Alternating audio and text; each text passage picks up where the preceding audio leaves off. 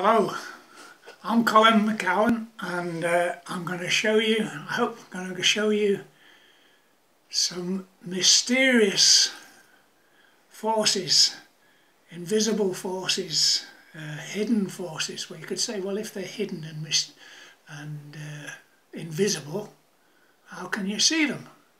Well, we can see them because the effects that they have on other things. Before I start, this is going to be about static electricity, but before I start I'm just going to show you a couple of crazy sculptures that I've made. This is a floating red ball, mysterious, like it's hanging by a thread at the bottom and there's nothing between the two balls. And you've probably guessed it already, I've got a magnet in the top and a magnet in the bottom, and they're attracting each other. And if this red ball gets close enough to the white one, it levitates. And if it's not close enough, it doesn't work. So there's one. Here's another one where again I've got some magnets inside, but this time the magnets are repelling each other. So I've got a magnet here with the south pole at the bottom pointing downwards, and in here I've got another magnet with the south pole pointing up, and the like poles, two south poles, repel each other, and that's why they don't seem to like each other. But incidentally, this is made out of steel, and the magnet quite likes sticking to the side there. So that's number 2.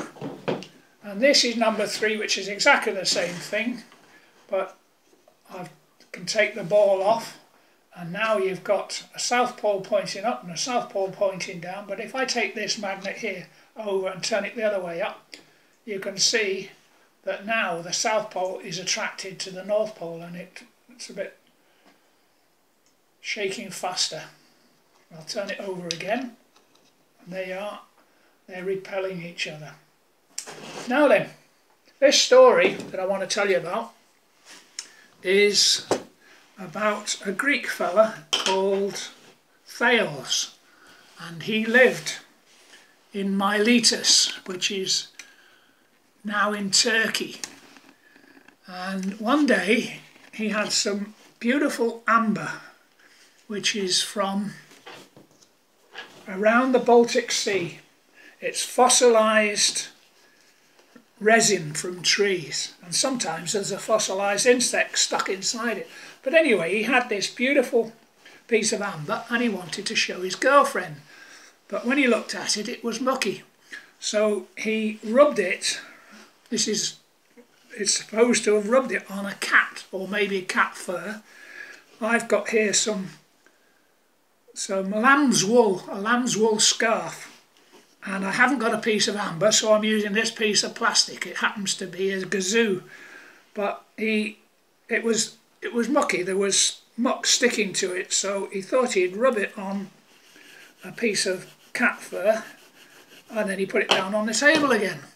When he picked it up, bless me, the blooming muck stuck on there again. So next time he did it, he was a little bit more careful. He wanted to see what was going on, and he found that little bits of dust and leaves and even feathers. It's a bit damp today.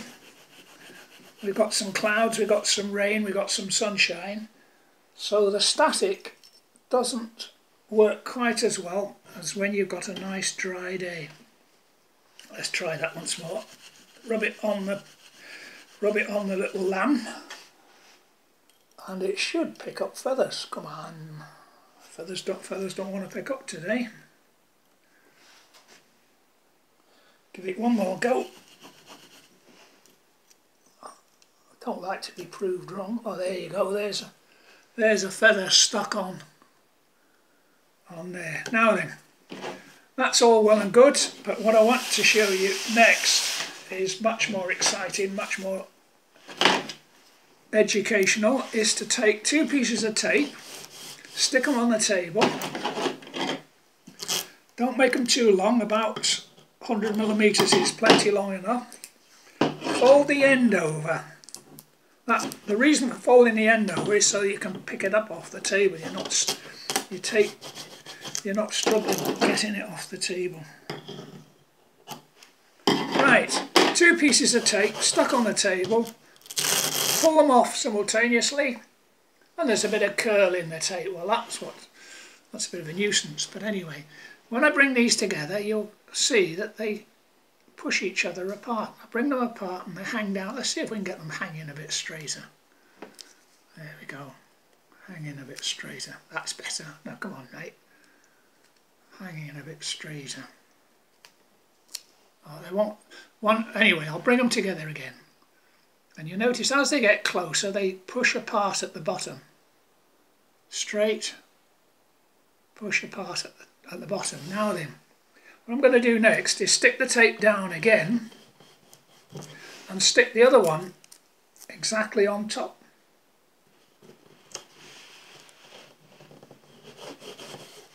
Now I'm going to pull the 2 pieces of tape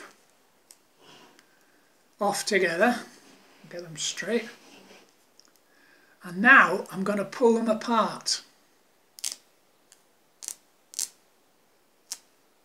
And now when I put them close together, do you know what? This doesn't work in damp weather. Let's try it once more.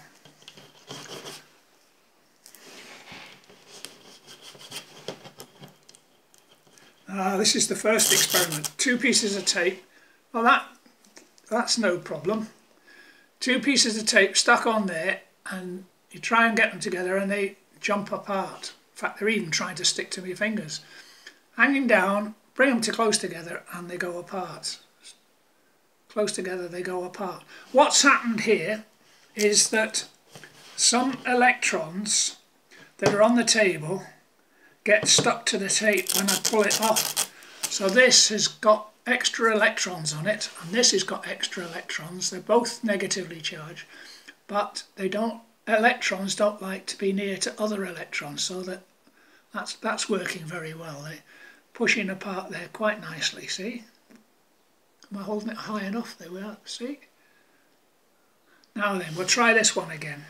Stick the first one down, stick the second one exactly on top. Pull the 2 pieces of tape off together and then pull them apart. I'm going to try and be a little bit quicker this time because of the damp air. Now then, when I put them close together, oh, there we go, lovely. Look, you get close together and they suck towards each. It's not me doing it, I'm not twisting my wrists. When they get close together, they try and stick together. And the reason for that is, when they're stuck together and I pull them apart, some of the electrons that were on this piece of tape get transferred to this piece. So this one has got extra electrons and that one's got too few electrons. And they want to get back together again. The electrons, the negative charge wants to get near to the positive charge. So that's a rule in static electricity. Like charges repel and opposite charges attract. And it's the same with magnets. And the opposite poles attract and like poles repel. And that's what I showed you right at the beginning. Right, now then, I've got a lot of other static electric things to show you. You might have seen this one before. You take an empty drinks can, and this is a piece of PVC pipe, bit of old plumbing pipe, and you rub it either on your jumper or on a piece of woolen scarf, and watch this. Oh, look at that. It wants to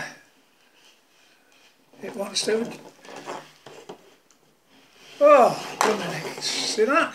It's silly. It just really wants to stick to to my charged up piece of polythene pipe. Oh, look at that. Right, that's the next one. I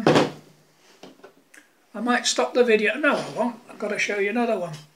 This one you probably already know is where you get a balloon.